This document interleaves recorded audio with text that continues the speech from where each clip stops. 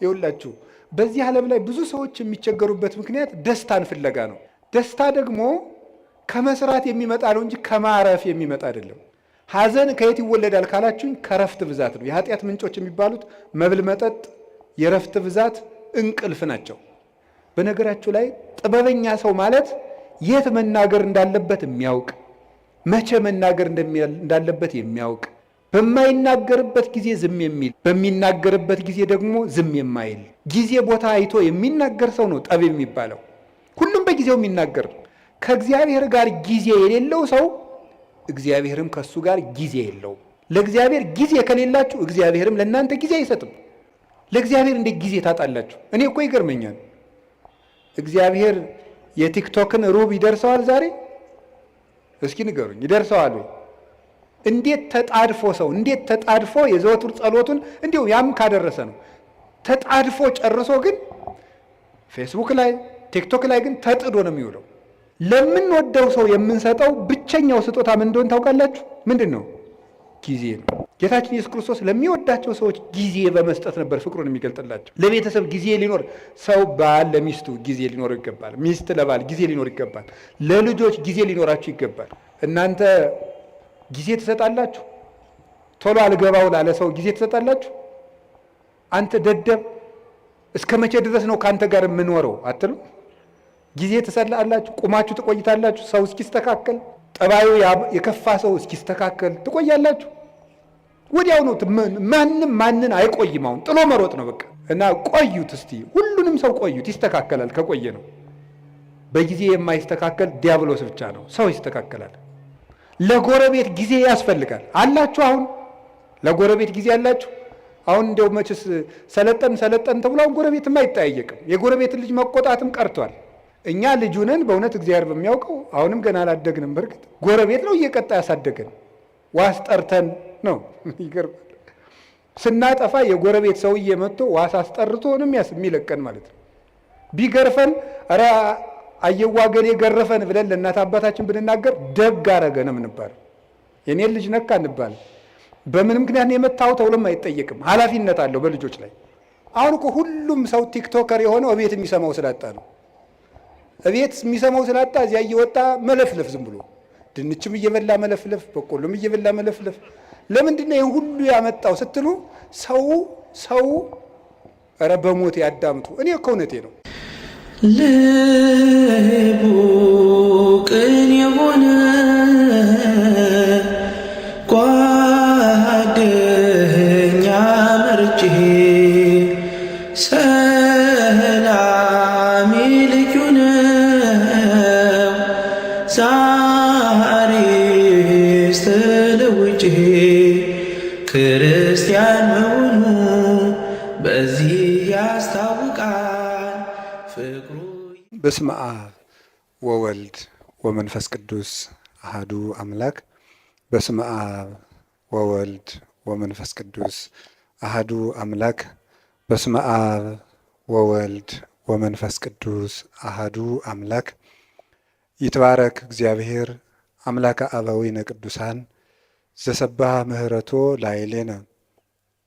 ይቅርታውን ቸርነቱን ምህረቱን በእኛ ላይ ያጸና ቅድመ ዓለም የነበረ ይህንን ዓለም በካህሊነቱ የፈጠረ ትንኝንም እንኳ ሳይዘነጋ የሚመግብ ሥጋችን ለብሶ ዓለምን ያዳነ ዓለምን አሳልፎ የሚኖር ጌታችን መድኃኒታችን ኢየሱስ ክርስቶስ ላደረገልን ለቸርነት ሥራው ሁሉ ከባሕሪ አባቱ ከአብ ከባሕሪ ሕይወቱ ከመንፈስ ቅዱስ ጋር አንድ ለምትሆን መንግሥቱ ክብር ምስጋና ይግባው። የእናታችን የቅድስት ድንግል ማርያም የቅዱሳን መላእክት የቅዱሳን ነቢያት የቅዱሳን ሐዋርያት የሰማዕታት የጻድቃን ረድኤታቸው በረከታቸው ከሁላችን ጋር ጸንቶ ይኑር። የተከበሩ አባታችን መላከ ገነት መዝገቡ ላቀው የዚህ ታላቅ ደብር አስተዳዳሪ፣ የተከበራችሁ አባቶቻችን ሊቃውንተ ቤተ ክርስቲያን፣ ካህናት አባቶች፣ ዲያቆናት ወንድሞች፣ የጌታችን የመድኃኒታችን የኢየሱስ ክርስቶስ የድኅነት ቤተሰቦች የምትሆኑ ምእመናን፣ አንድ አምላክ በሚሆን በአብ በወልድ በመንፈስ ቅዱስ ስም እንደምን ዋላችሁ? እንደምን አመሻችሁ? እንደምን ሰነበታችሁ?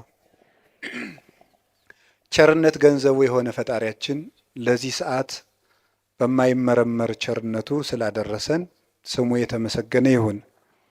በመካከላችን ተገኝቶ እንዲያስተምረን ቅዱስ ፈቃዱ ይሁንልን። እንደ እግዚአብሔር ፈቃድ የምንማማርበት ርዕሳችን ጊዜ ለምን በሚል ርዕስ ነው የምንማማረው። እስኪ በሉ ድገሙ፣ ሶስተኛ በሉ። ጊዜ ለምን ነው። እንግዲህ ኦርቶዶክሳዊነት ወይም ኦርቶዶክሳዊ ሰው አንድ የቤተ ክርስቲያን አባት ሲናገር በትክክል የሚኖሩ ሰዎችን ካያችሁ እነርሱ ክርስቲያኖች ናቸው ብሎ ይናገራል። በትክክል የሚኖሩ ሰዎችን ካያችሁ እነርሱ ክርስቲያኖች ናቸው። ክርስቲያኖች እውነትን የሚያምኑ ናቸው። እውነት ነፃ ያወጣል። ስለዚህ ነፃ ፍጡሮች ናቸው። ነፃነትም ከእውነት ነው፣ እውነትም ነፃነት ነው። እውነትን የያዙ ሰዎች ነፃ ናቸው። ነፃ አእምሮ ያላቸው ሰዎች ደግሞ ከህሊና ዕዳ ሸክም የተለዩ ናቸው። እነሱ በትክክል ራሳቸውንም ዓለምንም መምራት መኖር ይችላሉ። እና ክርስቲያንነት ማለት በትክክል መኖር ነው።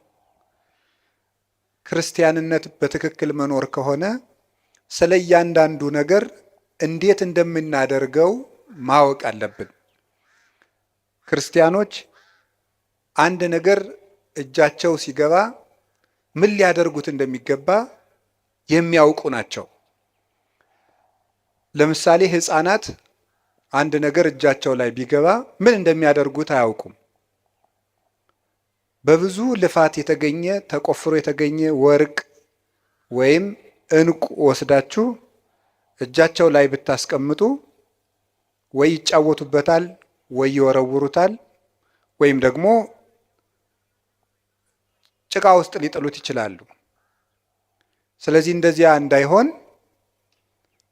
የበሰለ ሰው ምልክቱ እጁ ላይ ያለውን ነገር ምን እንደሚያደርገው ማወቅ ነው። የተናቀውን አያከብርም፣ የከበረውንም አይንቅም ማለት ነው። መልካሙን ክፉ አይልም፣ ክፉውን መልካም አይልም። ነቢዩ ኢሳይያስ እንደነገረን አሌ ሎሙ ለለ ይብልዎ ለእኩይ ሰናየ ወለሰናይኒ እኩየ። መልካሙን ክፉ ክፉውን መልካም ለሚሉ ሰዎች ወዮላቸው ይላል። መልካሙን ክፉ ክፉውን መልካም ለሚሉ ወይም የተዋረደውን የሚያከብሩ የተከበረውን የሚያዋርዱ። ያው ሰው ሕሊናው ሲንሸዋረር አጥርቶ ማየት ሳይቻለው ሲቀር የከበረው ነገር ዝቅ ብሎ ይታየዋል፣ ዝቅ ያለው ነገር ደግሞ ትልቅ ሆኖ ይታየዋል። ስለዚህ የታነቀውን እያደነቀ ድንቅ የሆነውን ደግሞ እየናቀ ከሱም እየራቀ ይቀጥላል። እና ክርስቲያኖች ለሁሉም ነገር ቁመናም እውነትም ምልከታም ሊኖረን ይገባል። አንዱ ልናውቀው ስትኖሩ ሰውነት ለኔ ምንድን ነው ማለት አለብን። ዓለም ለኔ ምንድን ናት? ለምሳሌ ለሌሎች ሰዎች ዓለም መጨረሻቸው ናት። ዓለም መጨረሻዬ ነው ብሎ ያሰበ ሰው ሁሉንም ነገር በዚህ ዓለም ኑሬ ልፍጀው የሰማዩን ማናየ ይላል። ዓለም ለእኛ መሻገሪያችን ናት ብሎ ያሰበ ሰው ደግሞ ዓለምን ተጠቅሞባት ይሄዳል። ገንዘብ ለእኔ ምንድን ነው ማለት አለብን። ሰው ለእኔ ምንድን ነው? መቼ ሰው እንስሳ ነው ብሎ ያሰበ ሰው ለሰው ክብር ይኖረዋል ብለን ማሰብ አንችልም። እንደዚህ ያለ ሰው ደግሞ ሰው እንስሳ ነው ብሎ መነሻ ያደረገ ሰው የሰው መወለድም አይደንቀውም፣ መሞትም አይደንቀውም። ሞተ ሲባልም እንደ ቀላል ነገር ዕቃ እንደተሰበረ ያልፈዋል ማለት ነው። እና ነገሮችን የምንወድቅባቸውም የምንሻገርባቸውም ምክንያት ለነገሮቹ ካለን አተያይ የሚመነጭ ነው። እና ትምህርት የሚያስፈልገው ኦርቶዶክሳዊ እይታ እንዲኖረን ነው። የጠራ ዓይን እንዲኖረን ነው። ዛሬ በዚህ ርዕስ በዚህ ቦታ እንድንማማር የፈለግኩት ጊዜ ለኦርቶዶክሳውያን ምንድን ነው የሚለውን ነው።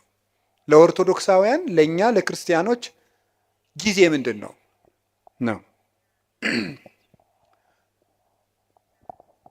ጊዜ እንዴት ነው? እግዚአብሔር በምድር ላይ ከሰጠን በጣም ትልቁ ስጦታ ጊዜ ነው። እግዚአብሔር ማንም ሊሰጠን የማይችለው እግዚአብሔር የሰጠን እድል ጊዜ ነው። እንደው ይገርማችኋል፣ ግን ሰው ይሄንን ትኩረት ሰጥቶት አያውቅም። ሀብት የማይመስሉ ብዙ ነገሮች አሉ የማናስተውላቸው። ለምሳሌ እንደው የገጠሩ ሰውም ይተርታል። ጤና ሀብት አይመስልም ይላል፣ ውሃ ገንዘብ አይመስልም ይላል። የጤና ሀብትነት ለሰው አይረዳውም። ብዙ ጊዜ የውሃ ሀብትነት አይረዳውም። የአየር የኦክስጅን ሀብትነት አንረዳውም። ኦክስጅንን ሰዎች የሚያዙበት ቢሆን ኑሮ ለስንት ቀን መቆየት እንደምትችሉ አስባችኋል? ኦክስጅን በሆኑ ሰዎች እጅ ቢሆን ኖሮ ሁላችን ገለውን አናድርም ብላችሁ ነው? እነዚያ ሰዎች እነገሌ ናቸው እንዳትሉ ወስዳችሁ አታነካኩኝ ነው ያልኩኝ። በሰዎች እጅ ቢሆን ኖሮ ነው ያልኩት። በሰው እጅ ቢሆን ኖሮ አየር ስንት ቀን ነው የምንሰነብተው? ዛሬን ራሱ ማደር እንችላለን? አንችልም። የውጩን ይቅርና በዚህ ያለውን በህዋ ላይ የተለቀቀውን ኦክስጅን ይቅርና ያንተን አየር እንዳታስወጣ ብንባልስ? አይቻልም ብንባል እናድራለን? የራሳችን አየር እንዳይወጣ ብንከለከል መኖር እንችላለን? አንችልም።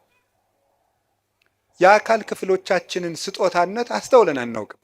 እግዚአብሔር የሰጠንን ነገር ሰዎች ሊያደርጉልን የማይችሉ እንዲሁ እግዚአብሔር ምን አደረገልኝ እንላለን እንጂ እግዚአብሔር አንድ ቀን ጣፊያን ራሱ ስራ እንድታቆም ቢያደርጋት መኖር እንችላለን? እንችላለን?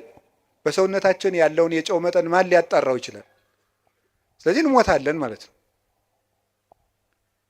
ፊኛ ስራ ብታቆም መኖር ይቻላል? ይቻላል? እስኪ ንገሩኝ። ሌላ የባሰ ነገር ሰው የሚጸዳዳበት የአካል ክፍል ቢዘጋ መኖር ትችላላችሁ?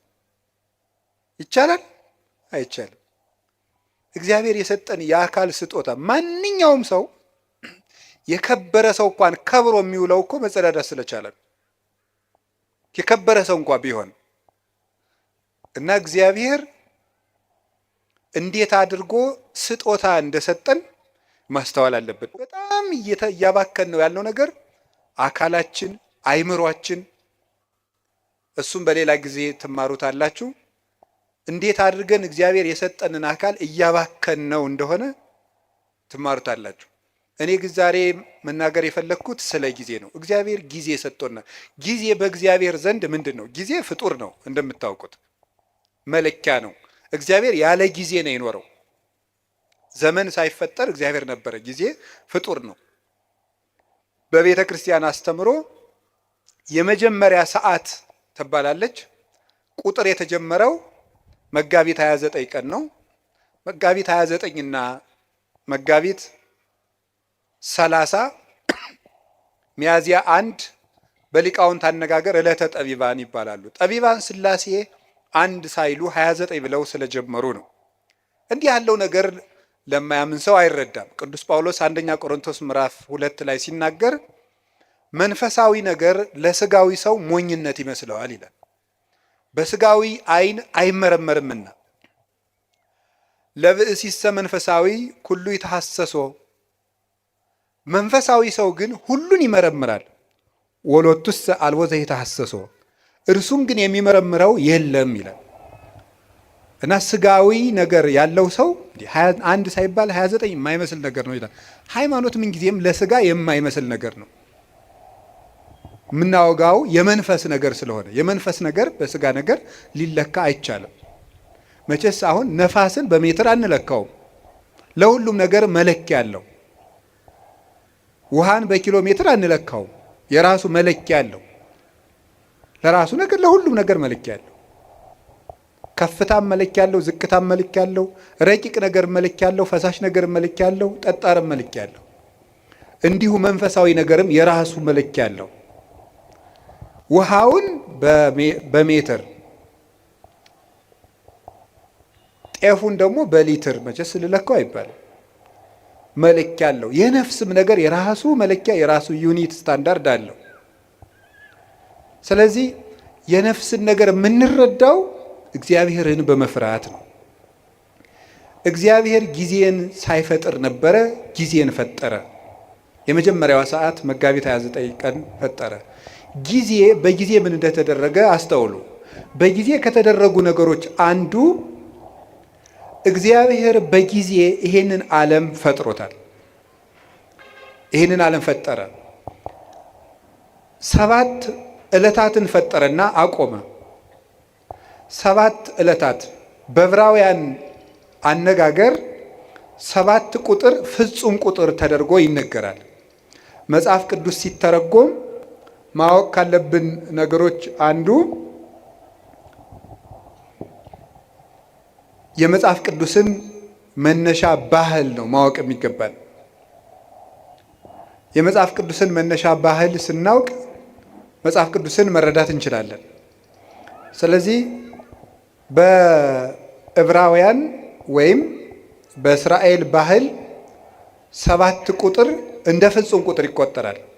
በኢትዮጵያ ለምሳሌ 10 ቁጥር እንደ ፍጹም ቁጥር ይቆጠራል አይደል? አታውቁም? ለምሳሌ የሆነ ሰው 10 ጊዜ አጨቅጭቀኝ ይላል።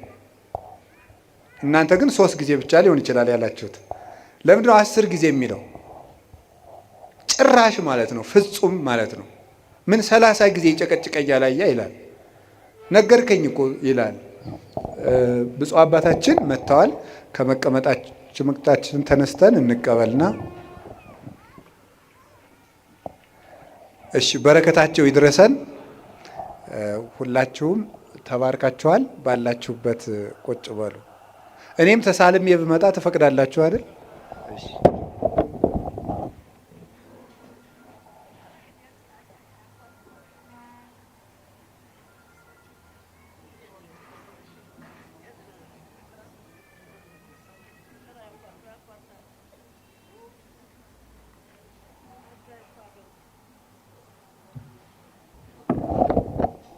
እሺ ወደ ትምህርታችን እንሄድ።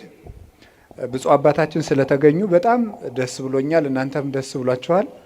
ለኢትዮጵያ ኦርቶዶክስ ተዋሕዶ ቤተ ክርስቲያን በእድሜ ከቆዩላት አባቶች አንዱ እሳቸው ናቸው። ረድኤታቸው በረከታቸው ይድረሰን። እኔ ደግሞ በእሳቸው ፊት ስላስተማርኩ በጣም እድለኛ ነኝ። ለምን መሰላችሁ? ገበሬ ልጁን እርሻ ሲያሳርስ እርፍ ያስይዝና ያሳርሰዋል ከፊቱ አድርጎ። ለምን? ሲያበላሽ ለማስተማር ማለት ነው። ስለዚህ ልጅ በአባቱ ፊት ሲያጠፋ ይታረማል ማለት ነው። ትምህርታችን እንቀጥል። እግዚአብሔር ከሁላችን ጋር ይሁን። ወደ ትምህርታችን ስንሄድ በዕብራውያን 7 ቁጥር ፍጹም ነው ብያችሁ ነበረ። እስመ ሁልቆ ሳብዕ በሀበ ዕብራውያን ፍጹም ውእቱ። በዕብራውያን በእስራኤል 7 ቁጥር ፍጹም ነው ይላል እግዚአብሔር። ስለዚህ ምን አደረገ? 7 ዕለታት ብቻ ፈጠረ። ለምንድን ነው እግዚአብሔር 7 ዕለት ብቻ የፈጠረው ስትሉ 7ቱ ቀኖች ፍጹም ናቸው ለማለት ነው። 7 ብቻ። ለምን 8 ቀን አይፈጥርም እግዚአብሔር? ወይስ ዝቅ ብሎ 6 ቀን ቢያደርገው ምን አለ?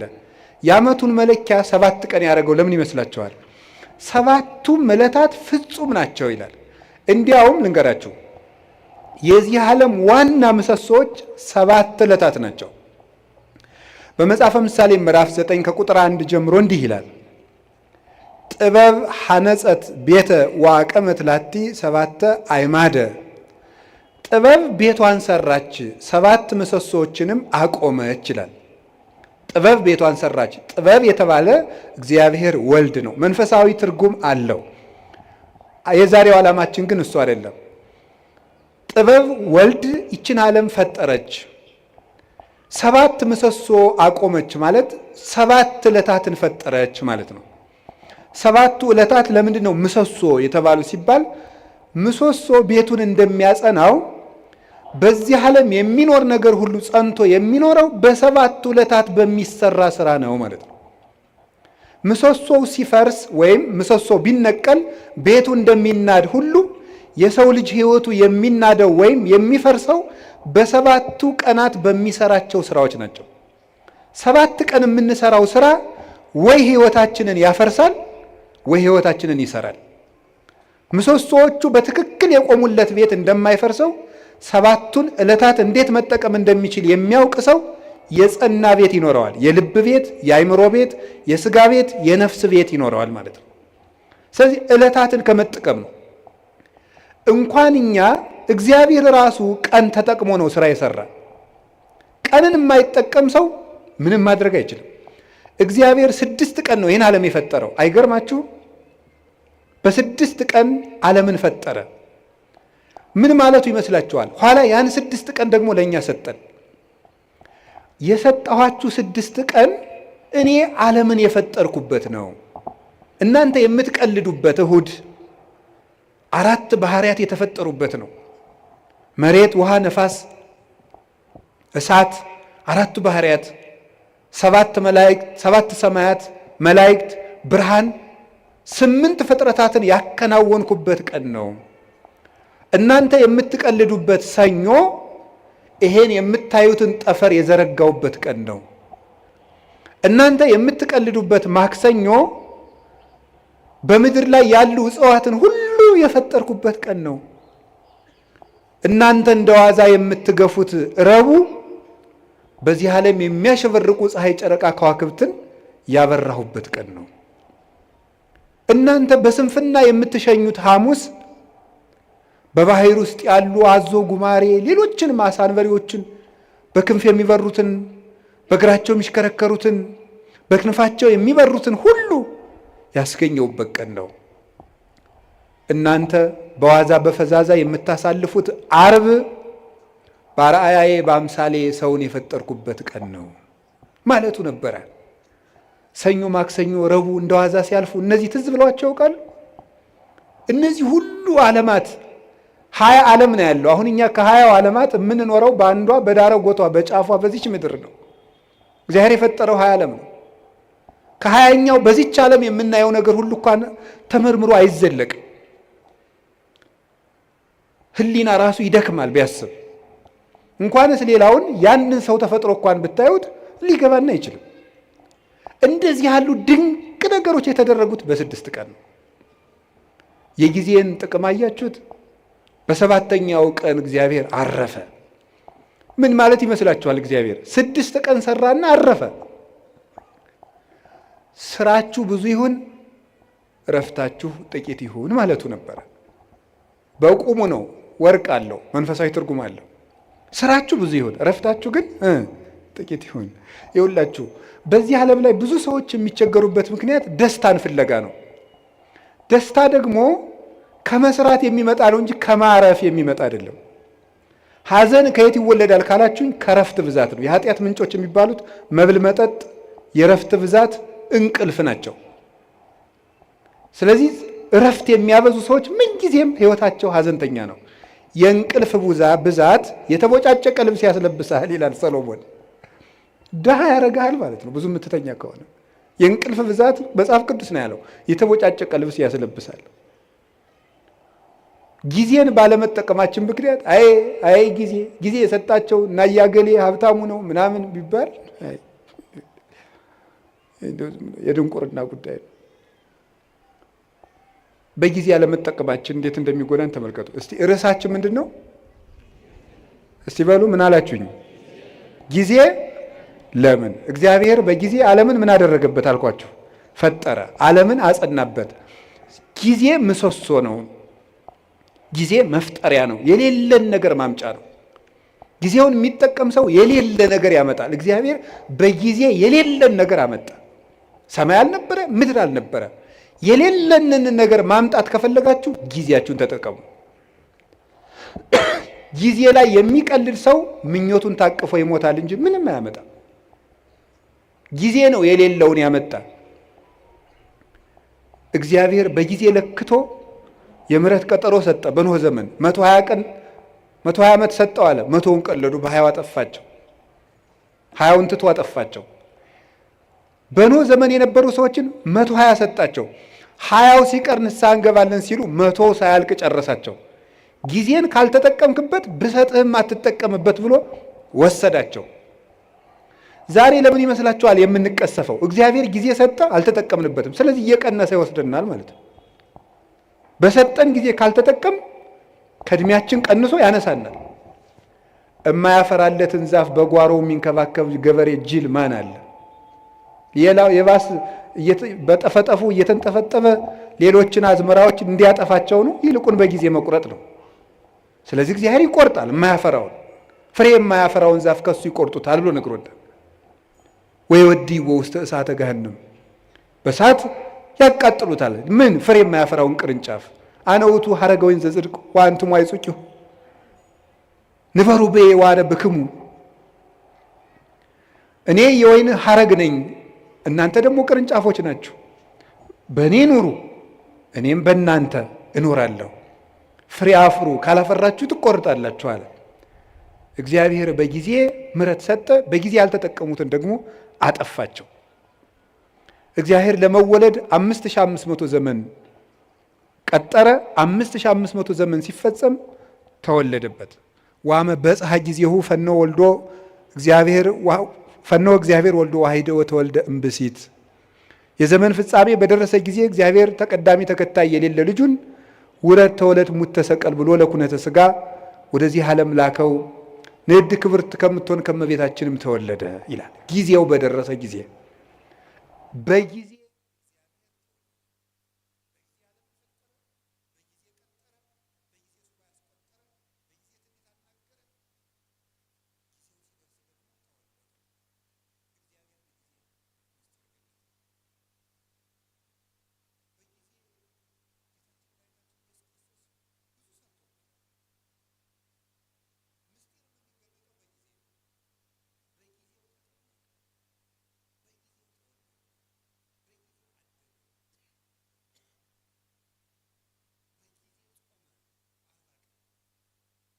በጊዜ አስተማረ 3 ዓመት ከ3 ወር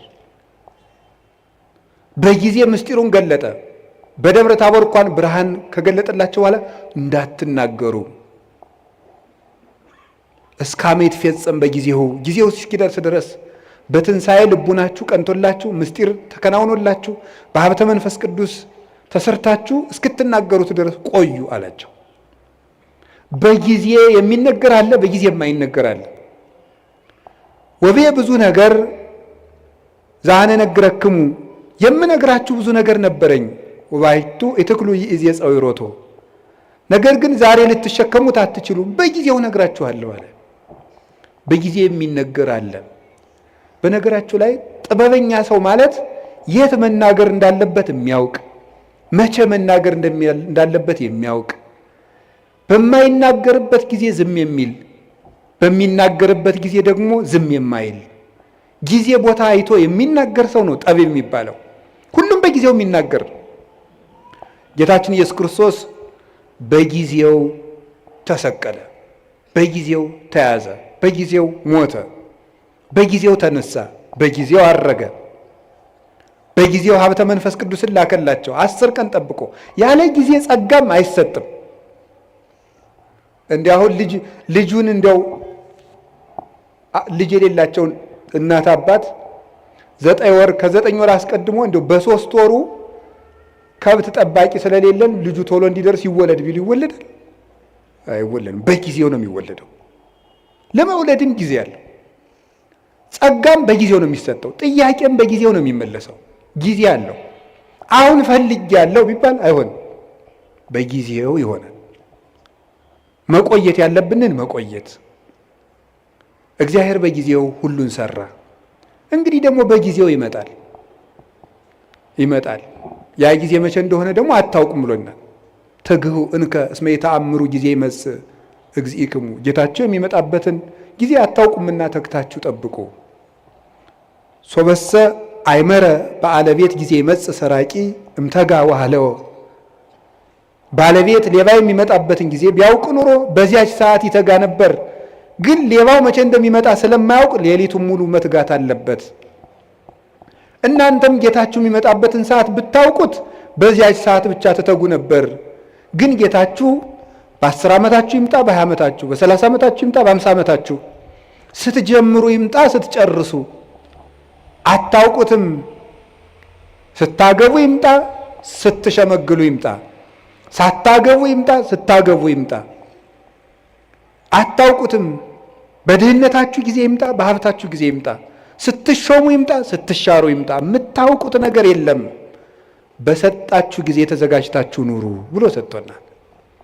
ጊዜ እንዲህ ያለ ሀብት ነው። የእግዚአብሔር ቤተሰቦች በጊዜ እንጠቀምበት። ጊዜን አባቶቻችን ብዙ ሰርተውበታል። ቅዱስ ቂርቆስ ያን ሁሉ ሰማዕትነት ሲፈጽም የስንት ዓመት ልጅ ነበር? የ3 ዓመት ልጅ ነው። ድንግል ማርያም የአምላክ እናት ስትሆን የስንት ዓመት ልጅ ነበረች? የ15 ዓመት ልጅ ነበረች። እንግዲህ እዚህ ውስጥ 50ም አለ 60ም አለ። እንደገና ደግሞ ወጣት ነኝ እያላችሁ የምትቀልዱ ሁሉ ገና ልጅ አይደለው እንዴ የምትሉ ለተንኮል ሲሆን ልጅ ነኝ አትሉ። ቁረቡ ሲሏችሁ ልጅ ነኝ ትላላችሁ። ኃጢአት ሲሆን ልጅ ነኝ አትሉም ትላላችሁ። አረ ይሄ ልጅ ነኝ ገና ቆይ ይሄን አትስጡኝ ትላላችሁ አትሉ። ግጥም አድርጎ ለመብላት ልጅ ነኝ የሚላል አለ እንዴ? አይጣላ ድረስ አይደል? አሁን ማለት ተገኝቶ ነው። እንዲሁም ትንንሹ ነው ብዙ የሚበላ። ለማመንዘር ልጅ ነኝ የሚላል የለም። ትንሹም ትልቁም ነው። ለጽድቅ ሲሆን ልጅ ነኝ አትበል ብሏል። ሕፃን ነኝ ኢትበል እስመ ንዑስ አነ፣ እኔ ልጅ ነኝ አትበል ብሏል። ትንቢተ ኤርምያስ ምዕራፍ 1 ቁጥር 8 ላይ ለበጎ ነገር ልጅ ነኝ አትበል።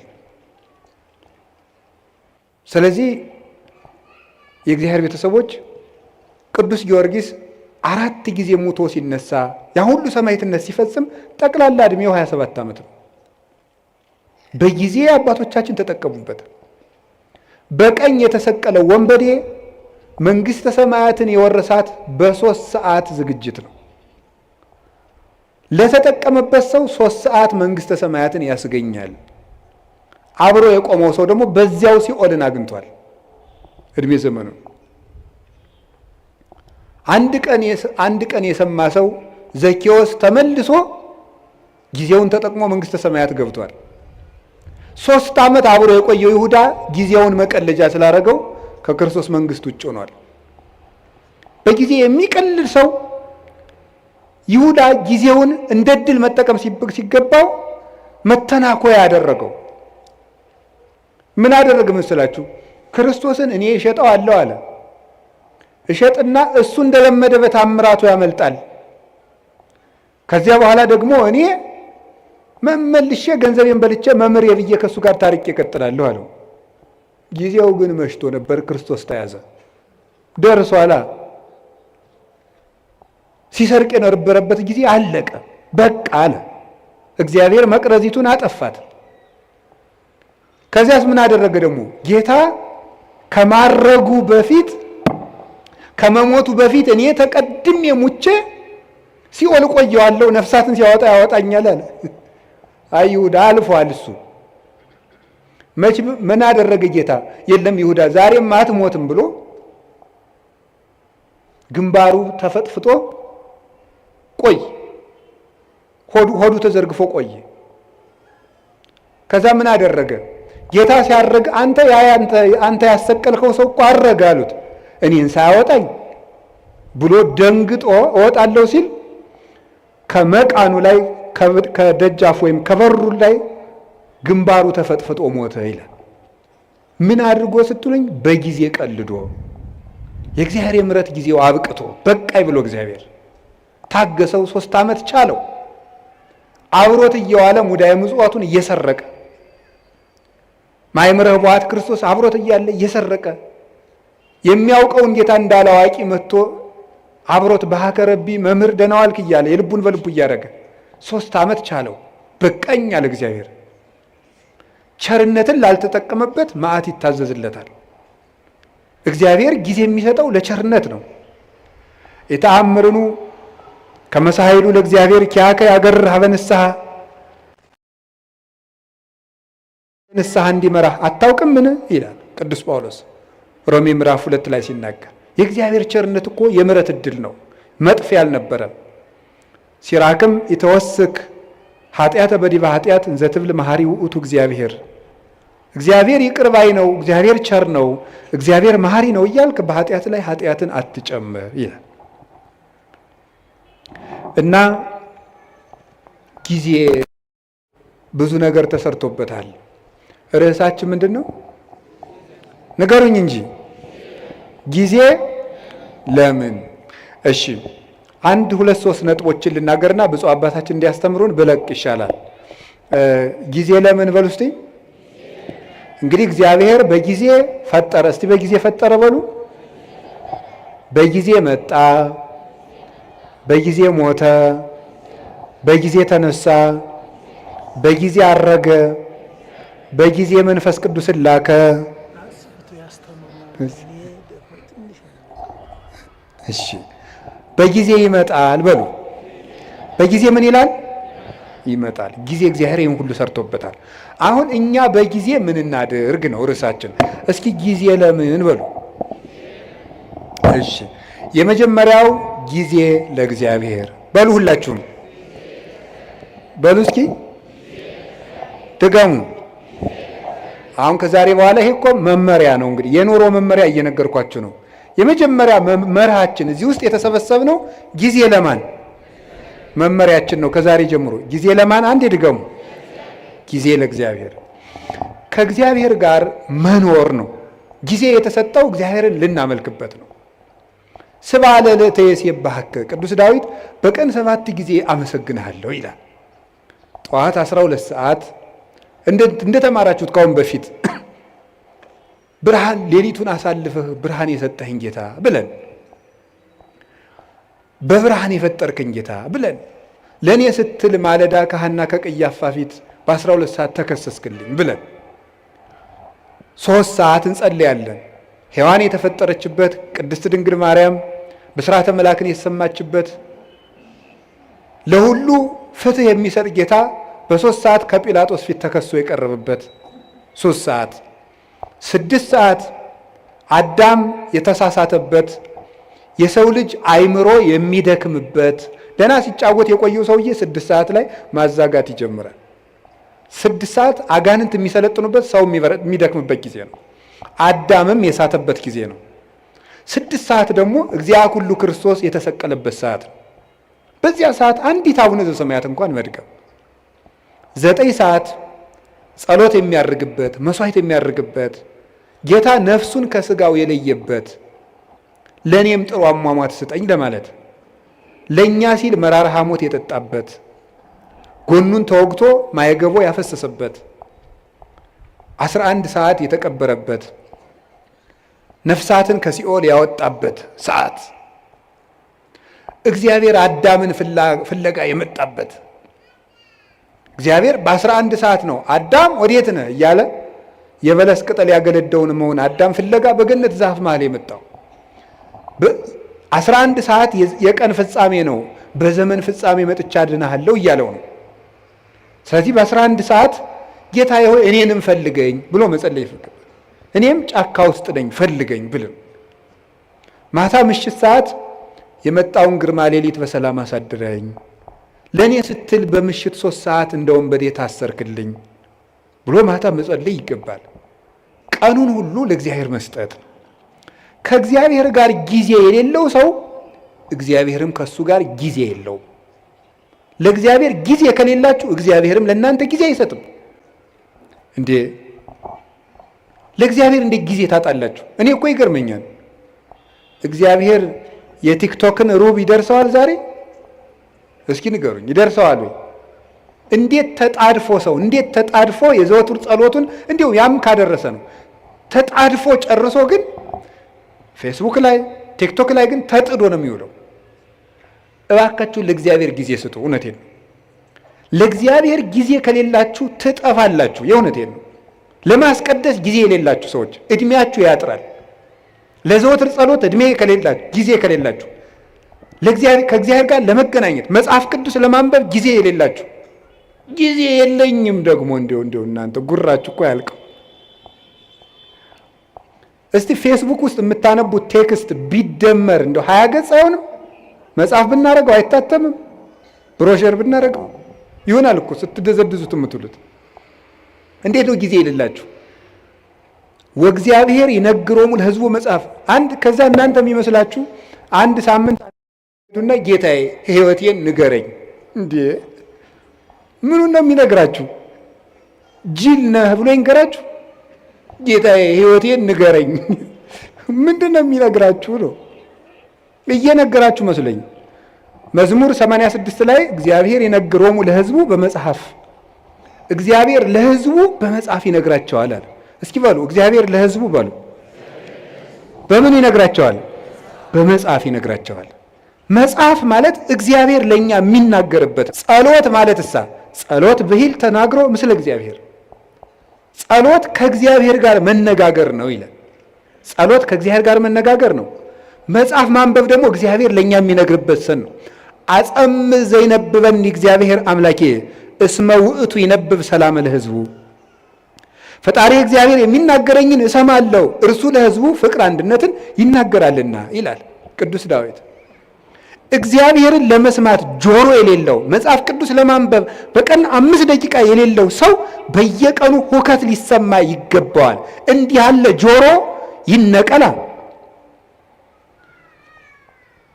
ነቢየ ያነስለክሙ ማኅበይክሙ ዘከማየ፣ ነቢይ ያስነሳላችኋል አለ ሙሴ ሲናገር ክርስቶስን ነው። እሱ ቀይ ባህር እንዳሻገረ ጌታ ገሃነምን ያሻግሯልና ብዙ ንጽጽር አለው። ወለቱ ስምዕዎ፣ እሱን ስሙት። ወኩላ ነፍስ እንተ የተሰማው ለውእቱ ነቢይ ትሰሮም ሕዝባ፣ ያንን ነቢይ የማትሰማ ጆሮ ግን ከወገኖቿ ተለይታ ትጥፋ ይላል። ያን ነቢይ የማትሰማ ማለት ክርስቶስን የማይሰማ ጆሮ ይነቀላል። ሰላም እግዚአብሔርን መስማት የማይፈልግ ጆሮ ሁከት፣ ጦርነት፣ ብጥብጥ፣ ሞት ሊሰማ ይገባዋል። በየቀኑ ይህን የምንሰማበት ምክንያት ለእግዚአብሔር ጆሮ ስለሌለን፣ ለእግዚአብሔር ዓይን ስለሌለን ነው። ለእግዚአብሔር እግር የለንም። እግሮቻችሁ የት ነው የሚሄዱት? የሚፈጥኑላችሁ ወዴት ስትሄዱ ነው? ቤተክርስቲያን ሲሏችሁ አያደርሳችሁም። እንዲሁ አይደረስ እኮ ነው። ከዚያ ትሄዱ የማስታወቂያ ሰሌዳ ለማንበብ በየቀኑ ትመላለሳለች። ስራ ወጥቶ ይሆን ጥሩ ነው፣ ተመላለሱ። ግን እግዚአብሔር ቤት ብትመላለሱ ምን አለ?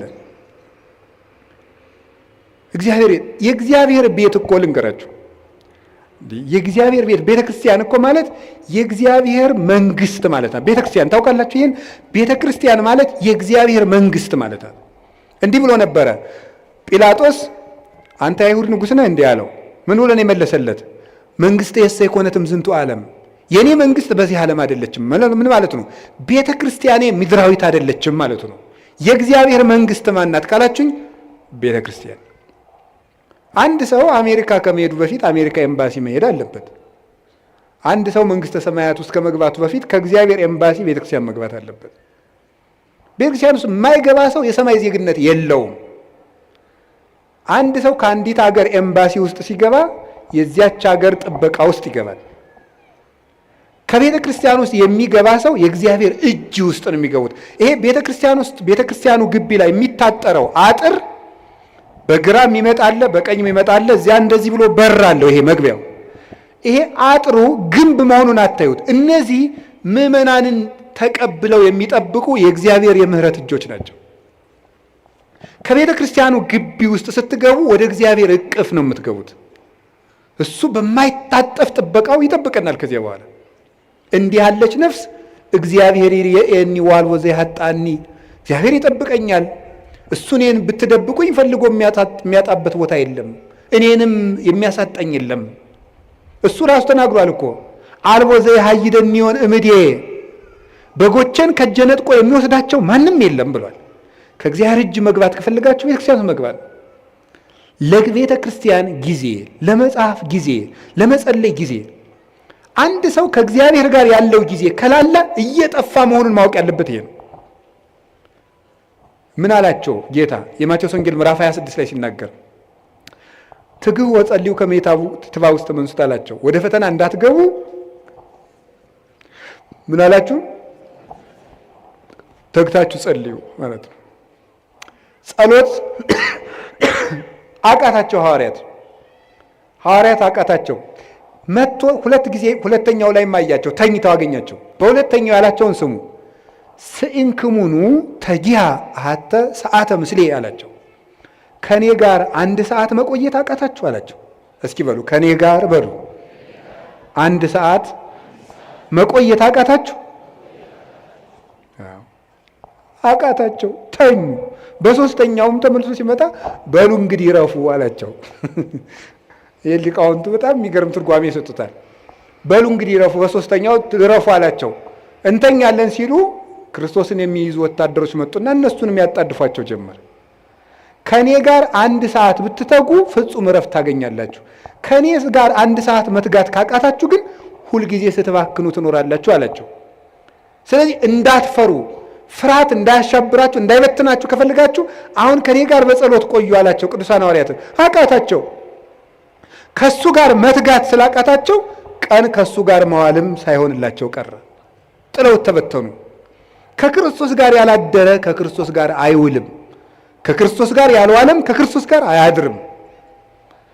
ስለዚህ እግዚአብሔር ቤተሰቦች ቀኑን ሙሉ ቅዱሳን ሐዋርያት ከጌታ ጋር 1 ሰዓት ተግተው ቢሆን ኑሮ ቀኑ ሁሉ መስቀሉን ትተው ሲራወጡ አይውሉም ነበረ። ቀኑን ሙሉ በሰላም መዋል ከፈለጋችሁ፣ ያለ ሁከት መዋል ከፈለጋችሁ፣ የሚያባርራችሁ ሳይኖር መዋል ከፈለጋችሁ ከክርስቶስ ጋር 1 ሰዓት ቆዩ። ለእግዚአብሔር ጊዜ ይኖራል። ከቃሉ ጋር ናችሁ? ከቃሉ ጋር ናችሁ?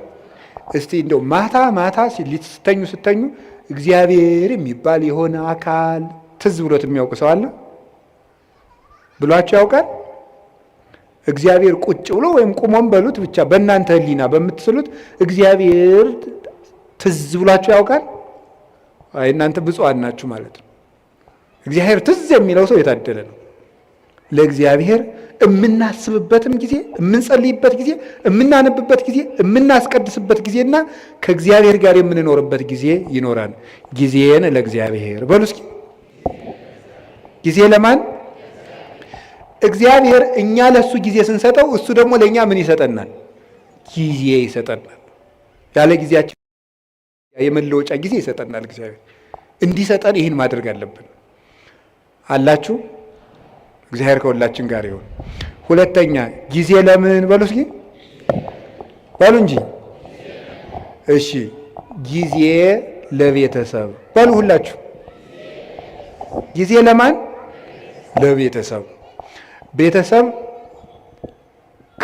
ክርስቲያንነት ወይም ኦርቶዶክሳዊነት ህብረታዊነት ነው፣ አንድነት ነው ክርስቲያንነት ማለት።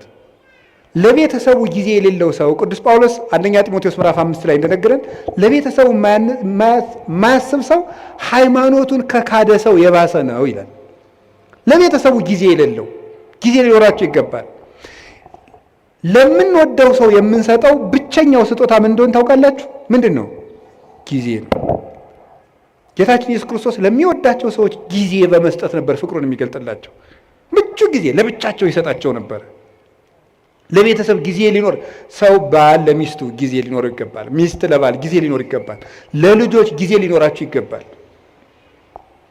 ጊዜ እዚያ ውስጥ ጊዜ ከሌላችሁ እንደ ነፍሰ ገዳይ ናቸው። ለቤተሰብ ጊዜ የሌለው ሰው፣ ለእናቱ ጊዜ የሌለው፣ ለአባቱ ጊዜ የሌለው፣ ለዘመዶቹ ጊዜ የሌለው፣ አውቁ ጊዜ የለም። ለማንም ጊዜ አይሰጥም ሰው። ውላችሁም ገብታችሁ እንደ ዝንጀሮ ስልካችሁን ይዛችሁ ቁጭ ነው። ዝንጀሮ ነው ይሄ። በቆሎ ይዝና አንዳንድ በቆሎ ይዞ ያምጉችላል። በቃ ግጦ ሲጨርስ በቃ እንደዚህ ነው። ጊዜ ክርስቶስ እንዴት ለቤተሰቦቹ ጊዜ እንደሚሰጥ ተመልከቱት። የማቴዎስ ወንጌል ምዕራፍ 13 ላይ ሕዝቡን ሁሉ አብልቶ ሸኘ። አብልቶ ከሸኘ በኋላ የራሱ ቤተሰቦች ደግሞ አሉት። እነማን ናቸው? ሐዋርያት። እነሱን ከሸኘ ከኋላ ቤት ገብቶ ደግሞ ለእነሱ ጊዜ ሰጣቸው። በል ተርጉምልን የቅድሙን አሉት። ተረጉምላቸው። ዘሩ እንዲህ ነው፣ በመንገድ ላይ የወደቀው እንደዚህ ነው፣ ቶሎ የደረቀው ዘር ይሄ ነው፣ ፈጥነው የሚሰሙ ናቸው። ይሄ በመንገድ ላይ የወደቀው ዘርና ወፍ የለቀመው ደግሞ ቃለ እግዚአብሔር እየሰማ ወዲያው የሚረሳው ነው። ይሄ ወዲያው በቅሎ ወዲያው ደግሞ የደረቀው ይሄ ወዲያው ሰምቶ በስሜት የሚጠፋው ነው። በቅሎ እሾህ ያሰረው ደግሞ እሾህ አንቆ ያስቀረው ዘር ደግሞ ሰምቶ ጽድቅ እሰራለሁ ስል የሀብት ፍቅርና የዓለም ፍቅር ያሰረው ሰው ነው። በመልካም ዘር ላይ መሬት ላይ የወደቀው ደግሞ ይሄ በመልካም ልብ ላይ የወደቀው ቃለ እግዚአብሔር ነው አለና ለቤተሰቦቹ ጊዜ ሰጣቸው። ክርስቶስ ለ5000 ሕዝብም ጊዜ ሰጠ፣ ለቤተሰቦቹም ጊዜ ሰጠ። ስራ ይበዛብኛል ስብሰባውዬ ነው የሚባል ይሄ አይሰራም። ክርስቶስም ስብሰባ ውሎ ለቤተሰቦቹ ጊዜ ይሰጥ ነበር። ብቻቸውን ማውራት ለሚፈልጉ ጊዜ ይሰጣቸው ነበረ ጌታችን ኢየሱስ ክርስቶስ። ዮሐንስ ወንጌል ምዕራፍ 4 ላይ ያቺ ውሃ ቀጅ ሴት ጊዜ ያስፈልጋት ነበር። ጌታ ምንድን ያደርጋት? ጊዜ ሰጣት። ለዚያው ምቹ ጊዜ ከሰው መሃል ብታወራ የምታፍርበት ገመና ስለነበራት በስልት ሐዋርያት በራባቸው ሰዓት፣ እሷም ደግሞ ውሃ ለመቅዳት በምትመጣበት ሰዓት ሐዋርያትን ሂዱና ምሳ ገዝታችሁ ከተማ ነው አለ።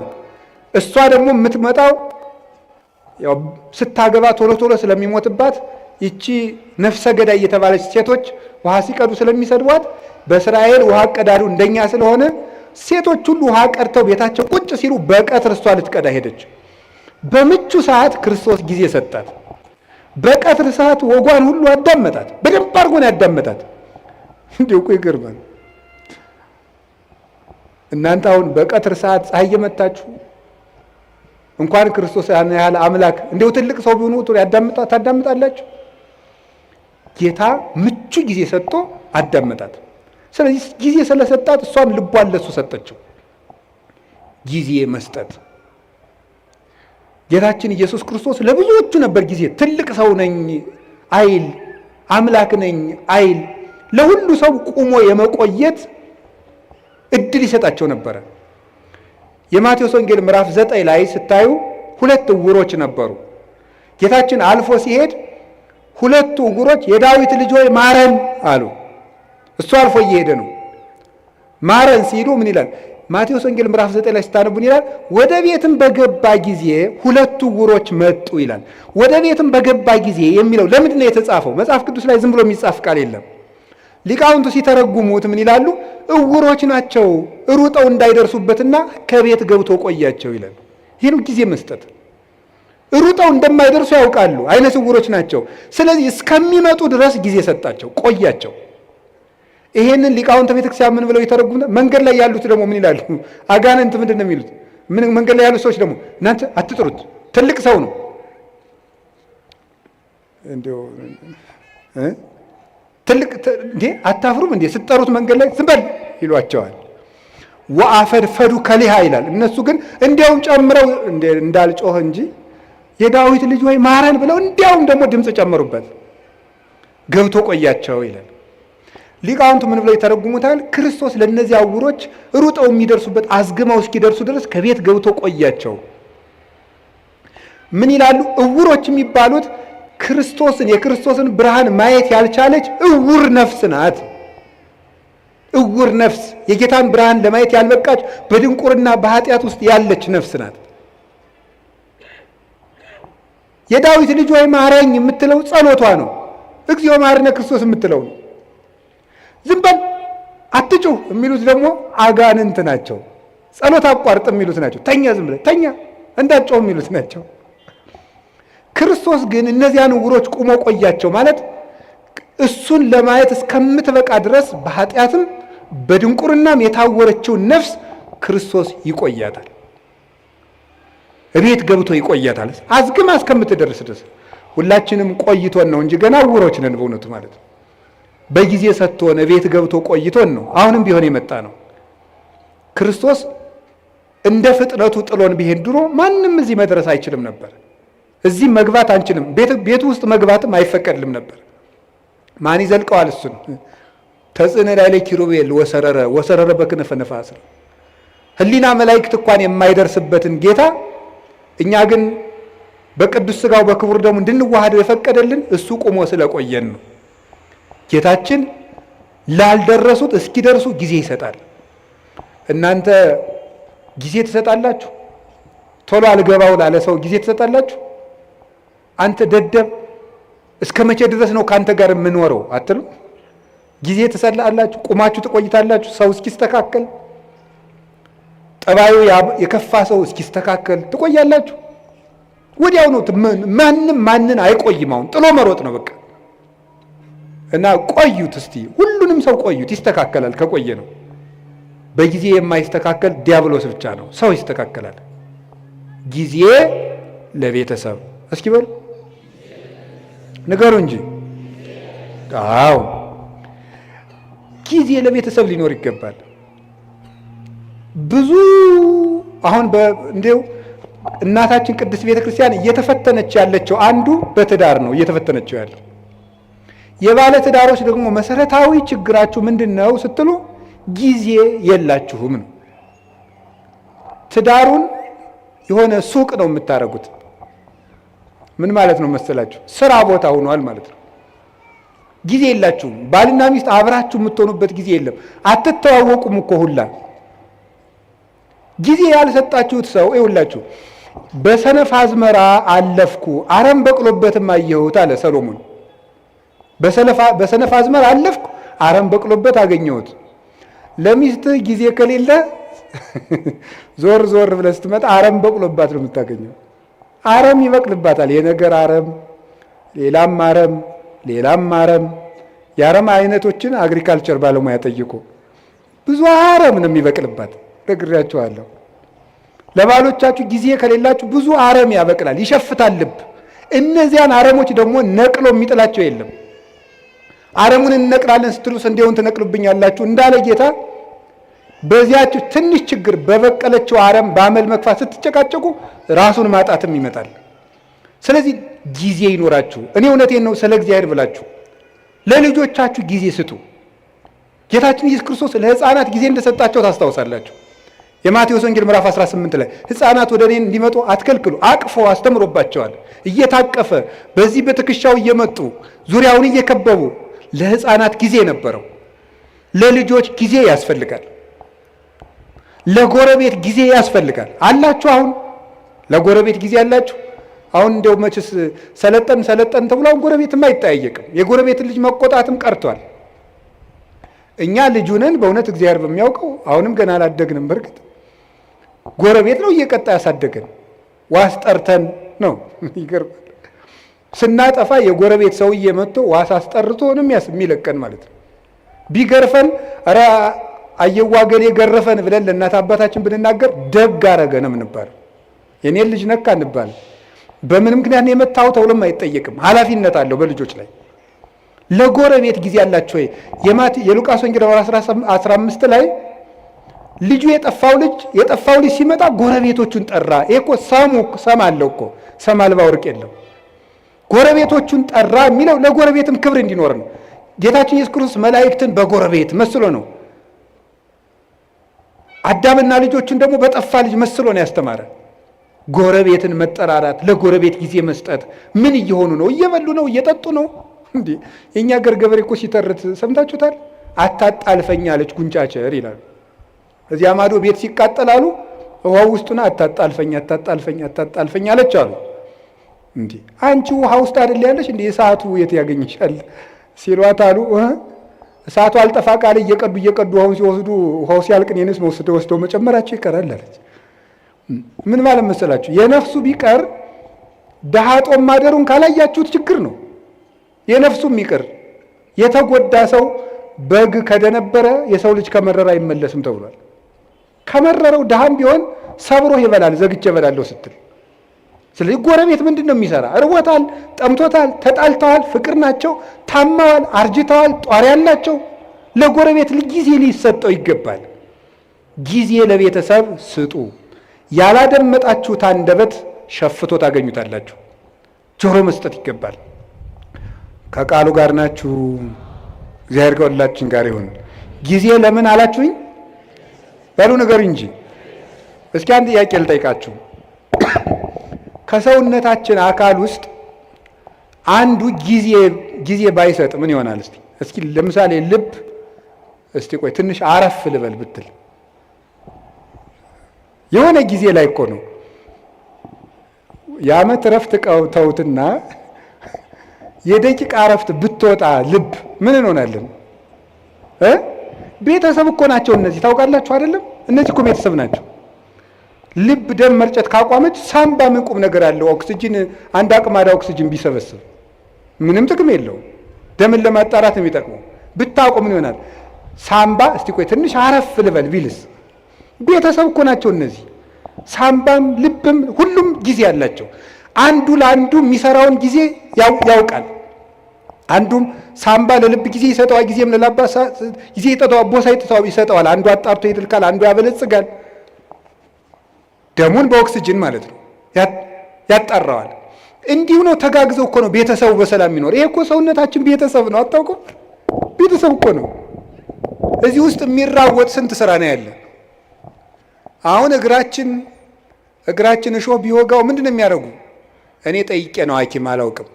ሐኪሞች እንደነገሩኝ ከሆነ ግን ብሳሳትም ስህተቱ የሐኪሞች ነው ስላልተማርኩት ማለት ነው። ሐኪሞች እንደነገሩኝ ሜሴጅ ትራንስሚተርስ አሉ።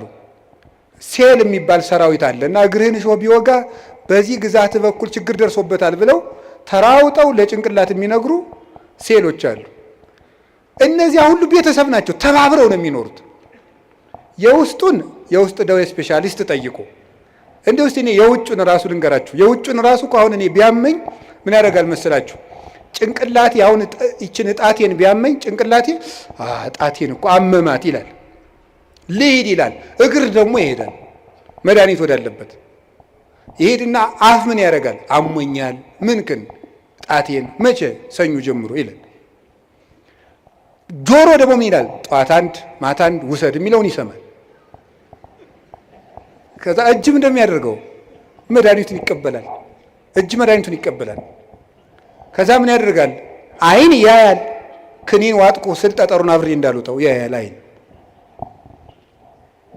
ጉሮሮ ይውጣል። እዛ ወዲያ በምን እንደሚፈጭ ሐኪም እንጠይቃለን። እንዴት እንደሆነ እዚያ እንጠይቃለን። ተባብረው ሰውየውን አቁመው የሚያውሉት እነማን ናቸው? ቤተሰብ በሉ እንጂ ቤተሰብ ነው። ቤተሰብ አቁመው ያውለዋል ይህን ሁሉ።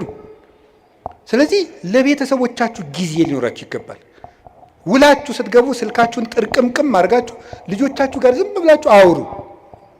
ሚስቶቻችሁ ባሎቻችሁ ጋር አውሩ። ቁጭ ብላችሁ ማውራት አለባችሁ። ወሬው ቢረባም ባይረባም ነው። አይ እንደው የእሷን የማይረባ ወሬ ከምሰማ ትንሽ መረጃዎችን ባዳምጥ። አይ መረጃውን ሰምተ ነው እንጂ ሊቅምቶ ነው እንደው ሳይንቲስት። አሁን የኢትዮጵያ ሕዝብ የጦርነት መረጃ ከሰማ ስንት ዓመቱ? አንድ ሰላም ጠብ አላደረጋችሁም። እናንተ ሰምታችሁ የምታመጡት ጠብ የሚል ነገር የለም። እዚህ ውስጥ የታፈኑ ድምፆችን ስሙ። ቤት ውስጥ ነግሬያቸዋለሁ። ድመትን በማዳበሪያ በከረጢት ቋጥራችሁ ዝም ብትሏት ትሟጭራለች። ካልወጣች አታርፍም፣ ትሟጭራለች። ሐሳብ ካልተደመጠ ይሟጭራል፣ ውስጥ ይረብሻል ማለት ነው። ሰው መናገር ይፈልጋል። አሁን ይገርማል እኮ ሰው አሁን የሚፈልገው ማውራት ነው። እንዲያውም አሁን ንስሐ አባቶች ሁሉ የተቸገርነው ሰውን ቤት የሚሰማው ስላጣ የዓመቱን እኛ ላይ ስለሚናገር ነው። የዓመቱን ይመጣና እኛ ላይ የ10 ዓመቱን የ40 ዓመቱን እቤት አይሰማውማ። እቤት ባሏ አይሰማትም፣ እኛ ላይ መጣ የ40 ዓመት ወሬ። እንዴ ፍዳ እኮ ነው። እቤት ሚስቱ አትሰማውም፣ እኛ ላይ መጥቶ ብሎ በቃ አውርዶት የሀብሌ ዝናብ ምንም በቃ ወይ እንደ ቴሌቪዥን በሪሞት አናሳልፈው ነገር በቃ ዝም ብሎ መውረድ ነው በቃ ማለት ነው። ይሄ ሁሉ ችግር የመጣው ምንድን ነው ስትበሉ ቤተሰብ። እስቲ ጊዜ ለቤተሰብ በሉ። ጊዜ ለማን? እኔ ስለ እግዚአብሔር ብላችሁ ለቤተሰብ ጊዜ ስጡ። እግዚአብሔር ጊዜ እንድንሰጥ ይፍቀድልን። ሶስተኛው የምነግራችሁ ጊዜ ለማዳመጥ እስኪ በሉ።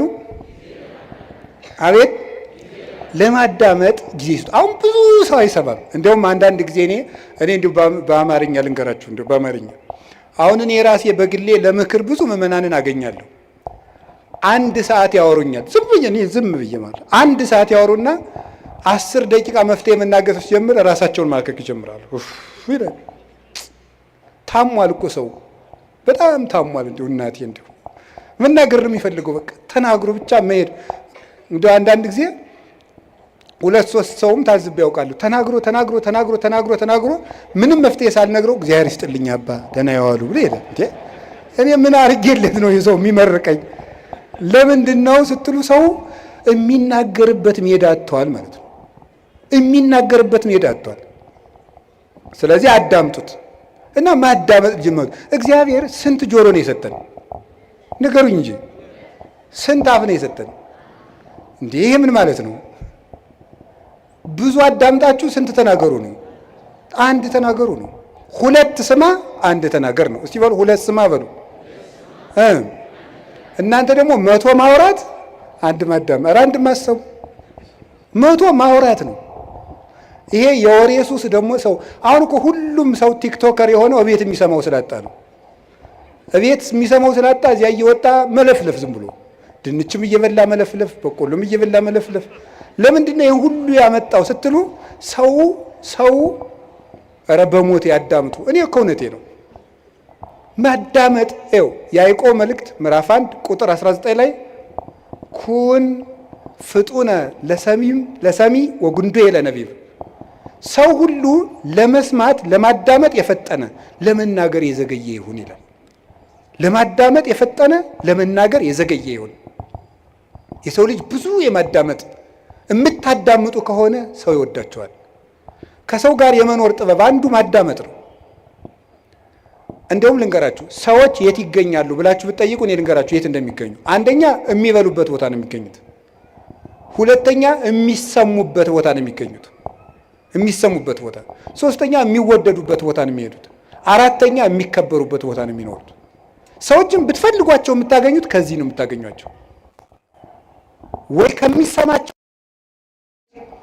ወይ ከበሉበት ቤት ነው የሚገኙት፣ ወይ ወደሚያከብራቸው ሰው ነው የሚሄዱት፣ ወይ ወደሚወዳቸው ሰው ነው የሚሄዱት።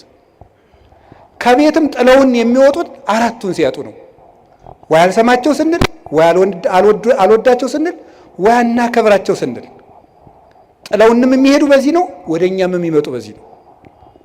ስለዚህ ይሄ እንዲኖረ ምን ማድረግ? ማዳመጥ። ከቃሉ ጋር ናችሁ? ምን እንደሚባል ራሱ ማዳመጥ በትክክል የማዳመጥ ችሎታው የማዳመጥ መንገድ እንግዲህ ተማሩ። እናቱ ይሄ ምንድነው? ሳይቃወሙ መስማት፣ ሳይተረጉሙ መስማት፣ መልስ ሳያዘጋጁ መስማት የሚባሉ አሉ። ሳይተረጉሙ መስማት፣ ምንም አትተርጉሙ። ዝም ብላችሁ ሰውየውን ዝም ብሎ የሚያፈሰውን ወሬ ስሙ። አይ ወሬው የማይረባ ስለሆነስ እንዴ ጅልጅል ሰው ማዳመጥ አለብን እንዴ? ጥያቄ ልመልስላችሁ። አንድ የገዳም እመምኔት ነበረች እና የገዳሙ እናቶች ተሰብስበው ምን አሏት? እናታችን አቤት፣ ሰው የማይረባ ወሬ ሲያወራን ዝምን ብለው እንስማ፣ እንዴት እናርጋል? ወይ ጥለን እንሂድ። ከሰው ቤት ሄዳችሁ የሚረባ የማይረባ ምግብ በአንድ ላይ ቢያቀርቡላችሁ ምን ታደርጋላችሁ አለቻቸው። የሚመስለንን በልተን እግዚአብሔር ይስጥልን ብለን እንመጣለን አሉ። እንግዲያውስ ሰው የፈለገውን ቢለፈልፍ የሚመስላችሁን ያዙ፣ ሌላውን ለራሱ ጥላችሁ ኑ እንጂ ስሙት አለች። እንዲህ ብላ መለሰች። መንፈስ ቅዱስ ያደላት ሰው ነበረች። እሷ ሚያዝያ 11 ቀን ስንክሳር ላይ የምትውል እናት ናት። እንዲህ ብላ ይመለስላቸው። ስለዚህ የእግዚአብሔር ቤተሰቦች ሰው የፈለገውን ያህል ያውራ፣ ስሙት፣ ዝም ብላችሁ አዳምጡት። ብዙ ጥበብ ሰሎሞን በመናገር ብዛት ኃጢአት ሳይኖር አይቀርም ይላል። በመናገራችን እንጂ በመስማታችን ተጉርተን አናውቅም። እግዚአብሔርን መስማት የሚባለውን ነገር መስማት፣ ሁሉን ነገር አስታውላችሁ መስማት ይገባል። የማዳመጥ እድል እንዲኖረን ለሚሰማ እግዚአብሔር የሚሰማዋል። ለዚህ ነበረ የጌዴዎን ልጅ ቆሞ ስምዑኒ ሰብአ እስራኤል ወእግዚአብሔር ይስማዕክሙ፣ የእስራኤል ወገኖች ወይ ስሙኝና እናንተንም እግዚአብሔር ይስማችኋል። ሰውን የሚሰማ ሰው እግዚአብሔርም እሱን ይሰማዋል። ጊዜ ለማዳመጥ ጊዜ ለምን አልኳችሁ? አቤት ለማዳመጥ ጊዜ ስጡ። አንድ ለመናገር ግን ቀንሱ። እውነቴን ነው። በዚያውም ልናገር፣ እኔ የካህናት ችግር በጣም ነው የሚያሳዝነኝ። ከካህናት ሄዳችሁ ስትናገሩ ወጡን ተናገሩ። በዚያውም ልንገራችሁ ብዬ ነው። አሁን ለምሳሌ ባልና ሚስት ተጣልተው ምክር ፍለጋ ከካህኑ ሲሄድ ተጣልተናል ያስታርቅ ብሎ ለመናገር ከመጋባታችን በፊት የተዋወቅነው ወፍጮ ቤት ነበር ብሎ ይጀምራል። እንዲህ ይሄ ሁሉ ምን ያደርጋል? የእውነት እኮ ነው የምነግራችሁ እኮ ይሄ ሁሉ የሚሰራው ስራ አለው የለም። ባለቤቴ ጋር በዚህ ጊዜ ተዋወቅን፣ እንዲህ ብለን ተጋባን፣ ይሄ አጣላን፣ ይሄ እንዲህ ችግር ፈጠረብን፣ 5 ነጥቦች ነው ያሉኝ፣ እባክዎትን መፍትሄ ያንጡልኝ ነው የሚባለው። እንዲህ ነበረ፣ እንደዚህ ያሉ ነበር፣ አጎቷ ፓይለት ናቸው፣ ምን ያደርግልናልኝ? አይረባም። መጥኖ መናገር፣ በደንብ ማዳመጥ ከሰው ልጅ ይጠበቃል። ክርስቲያኖች ክርክም ናቸው። የምትናገሩበትን ቦታ ሰው እንዲሰማችሁ ከፈለጋችሁ ወርቁን ልቅም አድርጋችሁ ማቅረብ መልመድ፣ እንደገና ደግሞ ሁሉን ማዳመጥ መልመድ። እግዚአብሔር ለማዳመጥ ጊዜ እንዲኖረን ይርዳን። ብዙ ሰው በጣም ችኩል ነው። በእውነቱ ብዙ ሰው በጣም ችኩል ነው፣ አያዳምጥም። ዝም ብሎ ወግዞ ነው የሚሮጥ። አሁን እዚህ ላይ አንድ ጊዜ ስልጠና ሲሰጥ ምን እንዳለ እንገራችሁ። ስልጠና እየሰጠን ወሬ እንዴት እንደሚዛባ ለማንገር የመጀመሪያው ቦታ ላይ ለተቀመጠው ሰውዬ አርዮስን የረታው የእስክንድሪያው ሊቅ ቅዱስ አትናቴዎስ ይባላል ብለን በጆሮ ነገር ነው። በል እንግዲህ አንተም በጆሮ ነገር ብለን በጆሮ ሲባል የመጨረሻው ሰው እወድሃለሁ የሚል ወሬ መጣ። ለምንድን ነው ሲባል በትክክል አያዳምጥም ማለት ነው። ወይ ወሬ ሰባሪ አለ፣ ወይ ወሬ ሰራቂ አለ፣ ወይ ደግሞ ወሬ የማያዳምጥ አለ ማለት ነው። እና በትክክል ማዳመጥ በትክክል የሚባለውን ነገር ብዙ ሰዎች ከቤተ ክርስቲያን የሚወጡበት ምክንያት በትክክል አያዳምጡ፣ ልብ ሰጥተው አያዳምጡ። ይህንን ነገራችሁ ነው። እና የሰውን ወሬ ደግሞ አለመተርጎም፣ አለማጣመም፣ አለመሰንጠቅ፣ ሌላ ትርጓሜ አለመስጠት፣ ከትናንት ጋር አለማያያዝ፣ ከነገ ጋር አለማያያዝ፣ አሁንን መስማት ማዳመጥ መልመድ አለብን። ጊዜ ለማዳመጥ እስኪ በሉ 3 ነጥቦች ነው የቀሩኝ። ጊዜ ለስራ እስኪ በሉ ጊዜ ለስራ በሉ። አቤት ጊዜ ለምን? አሁን የኛ ሀገር ሰው ደግ ነው፣ የኢትዮጵያ ሰው በዚያው ደግሞ ቂመኛ ነው። በጣም ቂመኛና ወግ ሰንጣቂ ነው። ከምንድን ነው የመጣ ብዬ እንደው ዝም ብሎ ሲገርመኝ ዝም ብዬ ቁጭ ብዬ ሳስበው ነው። ጥናት አላረኩበትም፣ ባለሙያም አይደለሁም። ሳስበው ከስራ ፈትነት ነው የሚመጣው። ይሄ ወሬ ሰንጣቂነታችን የሚመጣው ቁጭ ብለን እንደዚህ ያለኝ እንደዚህ ለማለት ፈልጎ ነው፣ በቀደም እንደዚህ ያለኝ ለካ እንዲህ ማለቱ ነበር የምንልበት ዋና ምክንያት ስራ ፈት ስለሆን ነው። ወሬ ስንቀምር የምንውለው የስራ ቀመር ስለሌለን ነው። ስለዚህ መስራት መልመድ አለብን ነው። እንዳንሰራ አገሪቱ የስራ እድል የላትም። የእናንተ ጥያቄ ወንድሜ፣ አንተ አልገባህም። ካባን ለብሰህ ለፍልፈህ ትሮጣለህ፣ እኛ ስራ አጥተን ያለ ነው አይደል? ነው መልሱ ነው። እኔም ደግሞ መልሳለኝ። ሌላው ቢቀር አታነቡም ወይ ነው። እማታነቡሽ ስራ የለም፣ አልተቀጠራችሁም፣ ንግዱም ሙቷል አላችሁ። ምንም ማለት ለምን አታነቡም? አንድ ሊቀ ጳጳስ አንዱን ሰው አገኙትና ልጄ ለምንድን ነው የማትማር አሉት። አይ ምን እየበላው ልማር አላቸው። ስትደነቁር ምን እየበላህ ደነቆርክ አሉት። እንዲሁ እኮ ይገርማል እኮ። ለምን አታነቡም? ቁጭ ብላችሁ ዝም ብሎ ወሬ ስትጠቀጥቁ ከምትሉ ቁጭ ብላችሁ እስኪ አንብቡ። እውነቴን እኮ ነው የምነግራችሁ። ተግባር እኮ የሐሳብ ልጅ ነው። ሐሳብ ደግሞ የሚገኘው ይኸውላችሁ፣ እንጨት ሳትሰበስቡ እሳት ማንደድ ትችላላችሁ? ይቻላል? አይቻልም። ሐሳብ ሳይኖርህ ተግባር የት ታመጣለህ? እቅድ የት ታመጣለህ? ስራ የት ታመጣለህ? ከሰው ጋር የመኖር ስልት የት ታመጣለህ? ተግባቦት እንዴ! ልንገራችሁ፣ እኔ ባለፈው አንድ ቦታ ሄጄ ውጭ ሀገር ሄጄ አንድ ቦታ ለጉባኤ ነው የሄድኩት። ዱባይ ስደርስ ኤርፖርቱን አላውቀውም። ያው ኤርፖርቱን አላውቀውም እና ሰዎቹ ዊልቸር ቡክ አድርገውልኝ ነበር። ያው እንደ ዕቃ እየገፉ አቅጣጫ እንዲያሳዩኝ ማለት ነው። እና እዛ ሲሄድ ዝም ብዬ ብዙ እንግሊዘኛ አልችልም፣ ጉድ አፍተርኑን ምናምን እችላለሁ። እና እዚያ ዱባይ ኤርፖርት ውስጥ ያገኘሁትን ሰውዬ በጣም ነው የማመሰግን፣ ረዳኸኝ እንደዚህ። እና እኔ ብዙ ጊዜ አቅጣጫ የማወቅ ችግር አለብኝ አልኩት። እንዲያው ሳስበው ግን ኋላ ጉራ ነው እንዲህ ያልኩት። አቅጣጫ የማወቅ ችግር አለብኝ ስለው ምን አለኝ? አይ መግባባት ከቻልክ ችግር የለውም አለኝ። እና በህሊኔ ይዤው ቀርቼ ነው መግባባት ከቻልክ አቅጣጫ አይጠፋም ብሎኝ ነው። እስኪ በሉት ይሄን ቃል መግባባት ከቻልክ አቅጣጫ አይጠፋም ነው። ስለዚህ መግባባት ከቻላችሁ የኑሮ አቅጣጫ አይጠፋም። እንዳትግባቡ ግን አትማሩ። ዝም ብለ ንግግራችሁ ወልዳፋ ምናምን እንዲህ ትትና እኮ ያስፈልገዋል። አነጋገር ካነጋገር ይፈረዳል፣ ከአያያዝ ይቀደዳል ነው። ከሰው ጋር እኮ ተግባብተን ለመኖር ራሱ መማር አለብን፣ ማንበብ አለብን። ጊዜ ለስራ እግዚአብሔር 6 ቀን ሰራ፣ 1 ቀን አረፈ። እስኪ በሉ እግዚአብሔር በሉ እስኪ ስንት ቀን አረፈ? ያችም እሱ አርፎ ሳይሆን ለእኛ ብዙ ሰርታችሁ ጥቂት ረፉ ለማለት ነው። መንፈሳዊ ፍቻ አለው። 6 ቀን የተባሉ 6ቱን ቃላተ ወንጌል ፈጽማችሁ 7ኛው መንግሥተ ሰማያት ፍጹም ተወርሳላችሁ። አንድም 6000 ዘመን ሲፈጸም ፍጹም እረፍት ክርስቶስ ይመጣል ነው። ሐሳቡ ግን በቁሙ ግን ስራ መስራት አለባችሁ። ጊዜ ለስራ በሉ።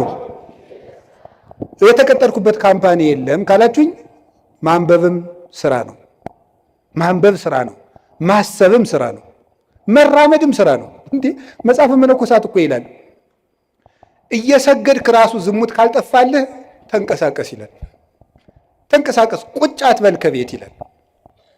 ተራመድ ብሎ ይነገራል። መራመድ፣ ስራ መስራት፣ መንቀሳቀስ። እንደ በቃ ካቃታችሁ ደግሞ ሩጡ ራሱ እንዲህ እውነቴን እኮ ነው የምነግራችሁ። ብቻ ገደል እንዳገቡ ናችሁ። ሩጡ፣ ብትሮጡ ይሻላል ቁጭ ብላችሁ መከራችሁን ከምታዩ ማለት ነው።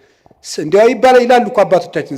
እንዲያው ዘመን አድርገን ስናገረው ስራ የፈታ አይምሮ የሰይጣን ቤተ ሙከራ ነው ይባላል። ሰይጣን ኃጢአቶችን ቴስት የሚያደርግበት ስራ ፈቱ ላይ ነው እየወሰደ።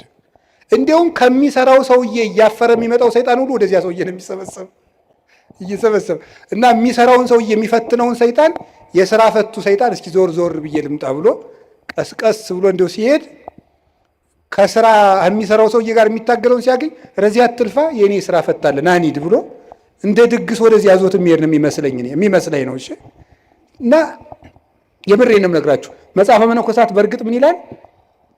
ከትጉሁ ባይታዊ ጋር የሚታገለውን ሰይጣን እንቅልፋሙ ላይ የነበረው ሰይጣን ይሄድና ናይን የሰነፍ አለ ብሎ ዞት ይመጣል ይላል። እዚህ ጋር አትልፋ ይለዋል። ያኛው ሌሊት እየጸለየ ቅንድቡን ሲለው ለዚያ እኮ ነው ይውላችሁ ከሚጸልየው ሰውዬ የተሸነፈው ሰይጣን ሁሉ እናንተ ላይ ነው እየመጣ ድብትም ያደርጋችሁ ጫንም ያደርጋችሁ ማለት ነው። ስለዚህ እንደዚያ እንዳያደርጋችሁ ጊዜ ለስራ እውነቴን ልንገራችሁ፣ የኢትዮጵያ ኦርቶዶክስ ተዋሕዶ ቤተክርስቲያን ሆና እንድትቀጥል ከሆነላችሁ ስሩ። ካልሰራን ቤተክርስቲያናችንን በታምር ማስቀጠል አንችልም። ብድግ ብለን ዝም ብለን የኢትዮጵያ ቤተክርስቲያን አትበጠስም በፉከራ ነው እንዴ? አጠፋም። እነ ግሸን እያሉ እነ አክሱም እያሉ እነ ላሊበላ እያሉ እነ ደብረ ሊባኖስ እያሉ ረተው እነ ቅዱስ ቶማስ ራሱ የሰራቸው የህንድ ቤተክርስቲያን ጌታችን ኢየሱስ ክርስቶስ አካሉን በእጁ የዳሰሰው ጌታዬ አምላኬ ብሎ የጠራው ድንግል ማርያም ስታርግ መንገድ ላይ ያገኛት ቶማስ የሰራቸው 8 ቤተክርስቲያኖች ያሉባት ህንድ እኮ 5ቱ በሌላ እጅ ሆነው ዛሬ 3ቱ ብቻ ነው የቀሩት። ታምር ያለው ቤተክርስቲያን ታምር ያላት ሀገር ናት ኢትዮጵያ፣ እግዚአብሔር ሀገር ናት እያሉ በመፈከር አይደለም፣ ስራ መስራት አለብን። ክርስቲያኖች ስራ በቃ ትኩርኩር ብላችሁ ሳትንቁ ስሩ። ከጠፋ አንብቡ። ማንበባችሁ ደግሞ ስራ እንዴት እንደምትሰሩ ያሳያችኋል። ጊዜ ለስራ። እስኪ ጊዜ ለስራ በሉ ንገሩኝ እንጂ እግዚአብሔር ይስጥልኝ። ሌላው ደግሞ ጊዜ ለምን ድገሙ። አቤት ጊዜ ለምን? ጊዜ ለመዳን። እስቲ ጊዜ ለመዳን በሉ። ለምንድን ነው ዛሬ ጊዜ ለምን የሚለውን ርዕስ የመረጥከው ብትሉኝ፣ ዛሬ የማን ጾም ነው? አቤት የነነዌ ጾም ነው። የነነዌ ጾም ስንት ቀን ናት? 3 ቀን ለምን የተጠቀሙ ሰዎች ናቸው? የነነዌ ሰዎች ለመዳን የተጠቀሙ ሰዎች ናቸው። ጊዜ ያያችሁ እንዴት እንደሚጠቅም በስንት ዓመት ያጠራቀሙትን የኃጢአት ግንብ 3 ቀን ተጠቅመው ነው ያፈረሱት ማለት ነው። ጊዜ እንዴት እንደሚጠቅም 3 ቀን እንዴት እንደጠቅም 3 ቀን ሀገር አዳነች። እኛ አሁን 50-60 ዓመት ሀገር ማዳን አቅቶናል። 3 ቀን ግን ሀገር አድኗል። ሀገራችን እንድትድን እኛም እንድንድን ከፈለግን ጊዜውን እንጠቀምበት። ለምን? ለመዳን። የመዳን ቀን ዛሬ ነው። ከዛሬም አሁን ነው አይደል? ሁለተኛ ቆሮንቶስ ምዕራፍ 6 ቁጥር 2 ላይ ወናሁ ዮም ዕለተ አድኅኖ በዕለት ሪት ሰማዕከ ወዕለተ መድኃኒት ረዳእከ ወናሁ ዮም ዕለተ አድኅኖ። በተመረጠች ዓመት በተመረጠች ቀን እሰማሃለሁ። የመዳን ቀን ዛሬ ናት። ከዛሬም ደግሞ አሁን ነው። ሰይጣን እንዳንድን ድነት ማለት ምን ማለት ነው? በኦርቶዶክሳዊ አስተምሮ መዳን ማለት ከቅጣት ማምለጥ ማለት አይደለም። ምን ማለት ምን ይመስላችኋል? መዳን ማለት ከእግዚአብሔር ጋር መዋሃድ ቲኦሲስ ማለት ነው በግሪኮ። ከእግዚአብሔር ጋር መዋሃድ ሱታፌ አምላክ ከእግዚአብሔር ጋር መኖር ነው መዳን ማለት። ድነት ማለት ይሄ ነው። አሁን አንዳንድ ሰዎች እኔ ድኜ ጨርሻለሁ ይላል። እንዴ ከእግዚአብሔር ጋር መኖር የሚያበቃ ነገር ነው? መዳን ማለት ከእግዚአብሔር ጋር መኖር ነው። ከእግዚአብሔር ጋር መኖር ደግሞ ሁልጊዜ የሚቀጥል ነገር ነው። እግዚአብሔርን የሆነ እንደ ዕቃ የሆነ ተቀብለ ነው በቃ ምን እላለሁ ሁልጊዜ አብረነው ምን ኖረው ነው። ከእግዚአብሔር ጋር መኖርን ጧትም ማታም ጧትም ማታም ጧትም ማታም ለመዳን መጠቀም አለብን። ሰይጣን ምን እንደሚያደርግ ልንገራቸው። አንዱ መሰረታዊ የሰይጣን ተንኮል ጊዜ ከሰጠን ነገ ስለዚህ ልነግራችሁ እችላለሁ። አንዱ የሰይጣን መሰረታዊ ተንኮል እንድንዘገይ ማድረግ ነው። እንድንዘገይ ለምሳሌ ከመታረቅ እንድንዘገይ ያደርገናል። ሳምንት እንታረቃለን፣ የዛሬ ወር እንታረቃለን እንዳል ቂም ሆኖ ይቀራል ማለት ነው። ማዘግየት። ቁርባን እናቅዳለን፣ እንድንዘገይ ነው የሚያደርገን። ይኸውላችሁ የማቴዎስ ወንጌል ምዕራፍ 25 ላይ እንደተጻፈው መንግሥተ ሰማያት 10 ደናግል ትመስላለች ተባለ። ከዛ 5ቱ ጠባበኞች ናቸው፣ 5ቱ ሰነፎች ናቸው። 5ቱ ዘይት ይዘዋል፣ እነዚያ ዘይት አላዙም፣ ተኙ። ሙሽራው መንፈቀ ሌሊት መጣ፣ እነዚያ ግን ዘይት አልነበራቸውም። ሊገዙ ሄዱ። ተመልሰው ሲመጡ ምን ሆኖ ቆያቸው? በሩ ተዘግቶ። የእነዚህ ሰዎች ከፍተኛ ችግር ምንድን ነበር? መዘግየት ነበር። መዘግየት ነው በር ያዘጋባቸው። ዘይት የተባለች ፍቅር፣ ልጅነት፣ ትሕትና ናቸው። እነዚህን በጊዜ ያላዘ ሰው በር ከተዘጋ በኋላ ይሮጣል። በሩ ሳይዘጋ ነገ ቆርባለሁ፣ ሳትቆርቡ በሩ ይዘጋል። ክርስቶስ መብረቅ እያብለጨለጨ የሚመጣበትን ጊዜ አይደለም። ለእኛ ምጽአታችን ምናችን ነው? የምንሞትበት ቀን ነው። በሩ ይዘጋል። ሳንቆርብ ይመጣል፣ ሳንታረቅ ይመጣል፣ ሳንጸልይ ይመጣል፣ የቀማነውን ሳንመልስ ይመጣል፣ የበደልነው ሳንክሰው ይመጣል፣ እንደተዝረከረክን ይመጣል። የነዚህ ሰዎች የነነዌ ሰዎች ትልቁ ነገራቸው ወዲያው ጊዜን ተጠቅመው መወሰናቸው ነው። እስከ 3 ቀን ድረስ ነነዌ ትገለበጣለች አለ። ወዲያው ትገለበጣለች ሲባል ንጉሱም ከዙፋኑ ወረደ፣ ሕፃናትም ጡት ተው፣ ከብቶችም እንዳይጠቡ ተደረገ። ወዲያው በ3 ቀን እግዚአብሔር ምሕረት ሰጠ። ያን ምሕረት ያገኙት በጊዜው በመወሰናቸው ነው። መታረቅ ካለባችሁ ዛሬ በቃ ከዛሬ በኋላ ይበቃችኋል። መቁረብ ካለባችሁ ካልቆረባችሁ አሁን ለቁርባን መዘጋጀት ነው። ለቁርባን አሁን ነው መወሰን ያለብን። መጸለይ ያለብን አሁን።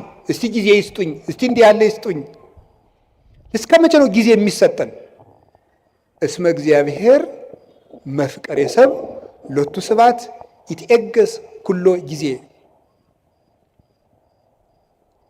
በልብ መታሰቡ በቃል መነገሩ ስሙ ከፍ ከፍ ይበልና ሰውን የሚወድ እግዚአብሔር ዘመን አስፍቶ ወራት አብዝቶ ለንስሐ ይሰጣል ይላል ቅዱስ ዮሐንስ እስክንድርያ ሃይማኖተ አበው ምዕራፍ 52 ቁጥር 26 ላይ ሲናገር ወራት አስፍቶ የሰጠን ለንስሐ ነው፣ ለመዳን የሰጠን እንጂ እንጨቃጭቅበት አይደለም። ስለዚህ የእግዚአብሔር ቤተሰቦች እኔ የምነግራችሁ ነገር እውነቴን ነው። እኔ እንግዲህ የምትነግዱት ነግዱ፣ ጊዜ ለዚህ ስጡ፣ ለመዳናችሁ ጊዜ ስጡ። ምንድነው? ምን ስናደርግ ነው? ስናነብ መጽሐፍ ቅዱስ። ምንድነው ስናደርግ ነው? ንስሐ አባታችን ጋር ስንገናኝ፣ ስንጸልይ፣ ከቤተ ክርስቲያን ጋር ያለን ግንኙነት ጥብቅ ሲሆን ጊዜ ለመዳን እንጠቀምበት። እግዚአብሔር የመዳን ጊዜ ሰጥቶናል። ክርስቶስ ከተወለደ ጊዜ ጀምሮ ያለው ጊዜ የመዳን ጊዜ ነው። በመድኃኒት ቀን እየታመምን ያለን ደግሞ እኛ ነን። በመዳን ቀን ሰው ይታመማል። ሐኪም እያለ ይታመማል። ሰላም እየሰለት ሰው ይታወቃል እንዴ? ንግሥተ ሳባ ትትነሳ ወትትፋታ ለዛት ትውልድ። የሳባ ንግሥት ተነስታ ይችን ትውልድ ትፋረዳታለች። እስመ መጻት እምጽንፈ ምድር ከመ ትራይ ጥበቦ ለሰሎሞን። የሰሎሞንን ጥበብ ልታይ ከዚህ ከምድር ዳርቻ ከኢትዮጵያ አንስታ ተጉዛለችና ዘአቢም ሰሎሞን ሀሎ ዜ ከሰሎሞን የሚበልጥ ጌታ ዛሬ እዚህ አለ ይላል። ሰላም በሌለበት ዘመን ጠራዋል። እኛ ግን ባለበት ዘመን ነው። እንጀራ እያለ ነው እየተራብን ያለው፣ ውሃ እያለን የሚጠማን፣ መድኃኒት ተወልዶልን ነው የምንታምመው። የመዳን ቀን ዛሬ ነው። የመጨረሻ ድነት ለራስ እስኪ በሉ ድገሙኝ እንጂ ድነት ለማን? ለራስ። እዚህ ላይ የምጠቅሳቸው ጌታችን ኢየሱስ ክርስቶስ ከመጾሙ ከማስተማሩ በፊት ስንት ቀን ጾመ? በሉ ንገሩ እንጂ 4 ቀን። ብዙ ምን ማለት ነው? ከማገልገላችሁ በፊት ለራሳችሁ ጊዜ ይኑራችሁ ለማለት ነው። ዮሐንስ መጥምቅ 6 ወር ከመስበኩ በፊት ስንት ዓመት በረሃ ነበር? 30 ዓመት በረሃ ነበረ። ብዙ ሰዎች ለራሳቸው ጊዜ ሳይኖራቸው ለሰው አገልጋይ ሆነው ይመጣሉ። ለራሱ ጊዜ የሌለው ሰው የሚያገለግለውን ሰው ጨምሮ ይጎዳል እንጂ አይጠቅመው። ቅዱስ ጳውሎስ ጌታችን ኢየሱስ ክርስቶስ ካነጋገረው በኋላ 3 ዓመት በአረብ በረሃ ኑሮ ለራሱ ጊዜ ሰጥቶ አዳምጦ ያስተምር ሄደ። ለራስ ጊዜ። ይሄ ግን ማንን ይኖርን መሰል? እንደምን ይላል? ለሌሎች ከሰበኩ በኋላ እኔ የተጣልኩ እንዳልሆንኩ ሰውነቴን እጎስመዋለሁ ይላል። ለራሱ ጊዜ ነበረው። ጌታችን ኢየሱስ ክርስቶስ ሲያስተምር ውሎ ማታ ደብረ ዘይት የሚያድረው ሰው እያገለገላችሁ ለራሳችሁ ጊዜ ይኑራችሁ ለማለት ነው። ለራሳችሁ ጊዜ ይኑራችሁ። አባታችን አቡነ ተክለ ሃይማኖት ምድርን ሁሉ ሲያገለግሉ ከኖር በኋላ መጨረሻ ላይ የተናገሩት አንድ ቃል ነበረ። መቅረዝ ቢጠፋ ማን ያበራለታል? ጨው አልጫ ቢሆን ማን ያጣፍጠዋል? እኔ ዙሪያ ሀገሩን ሁሉ ጨው አረኩት፣ እኔ ግን አልጫ ሆንኩ፣ ወዮልኝ አሉ። መጨረሻ ላይ ገርል እንዳልቀመሰ ሰው ይላቸዋል። ገርል እንዳልቀመሰ ሰው እንደገና ደግሞ በአንድ እግራቸው ቆሞ ክርስቶስን ፍቅሩን እየፈለጉ መጋደል ጀምሮ ይላል። ይሄ ለራስ ጊዜ መስጠት ነው። ይሄ ማንን ይመለከታል? እኔን፣ የቤተ ክርስቲያን ሰዎችን። ከዛ ሰዓት ማንን ይመለከታል? አስተባባሪ። አስተባባሪ ብዙ ጊዜ ለራሱ ጊዜ የለውም።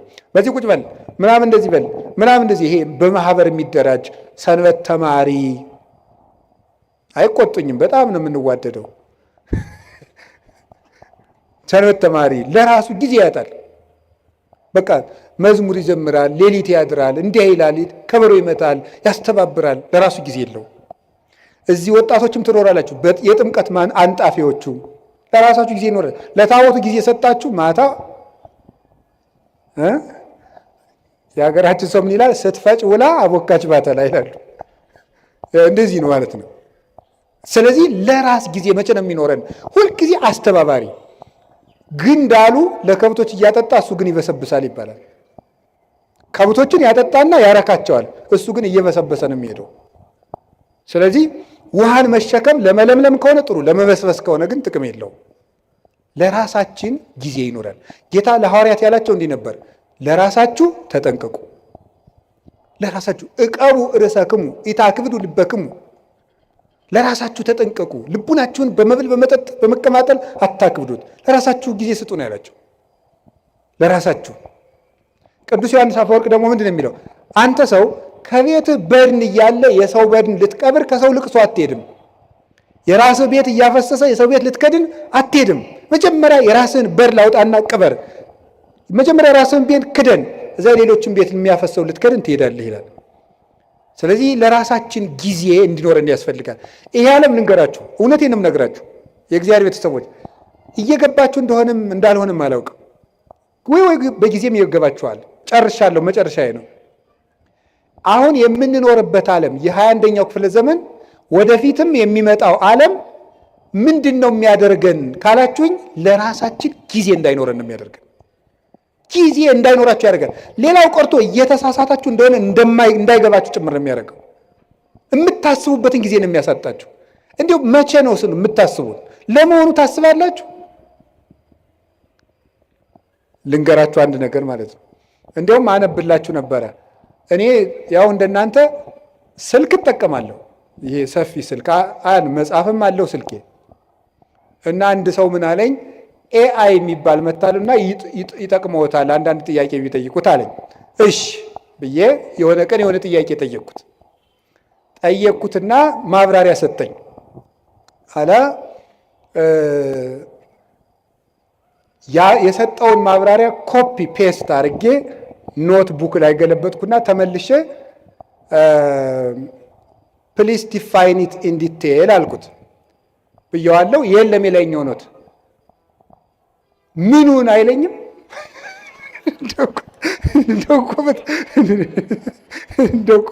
በጣም ነው የገረመኝ እኔ ማለት ነው።